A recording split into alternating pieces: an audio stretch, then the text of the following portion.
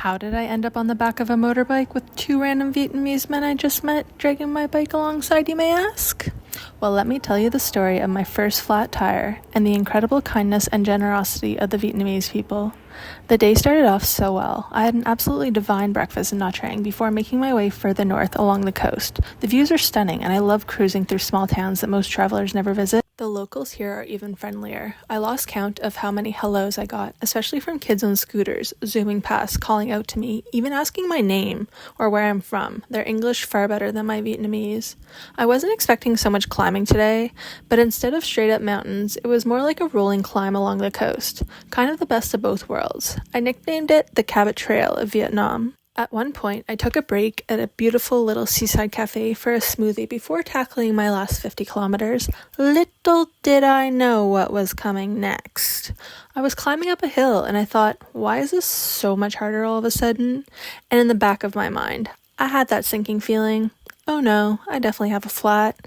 But terrified to check, I kept pedaling until it was impossible to ignore. Sure enough, there it was, my first flat tire. And of course it had to happen in the middle of nowhere, on a mountain, with crazy wind conditions. Of course, this was also the first time I realized I don't have quick release tires or the proper tools to fix this, so I had no choice but to keep moving forward, hoping somehow I would make it to the nearest town before dark, even though it was still 30 kilometers away. And that's when two angels passed by me on a motorbike. At first they just kept going, but then I saw them turn around.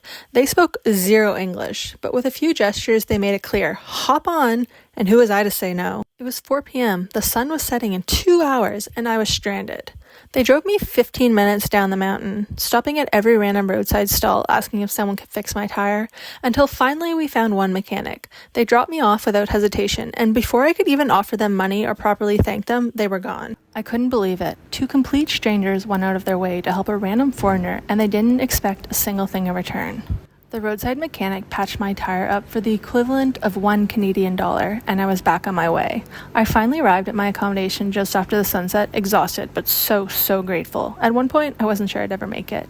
Today was a good reminder, though, that there's still so much kindness in the world. Strangers helping strangers just because they can.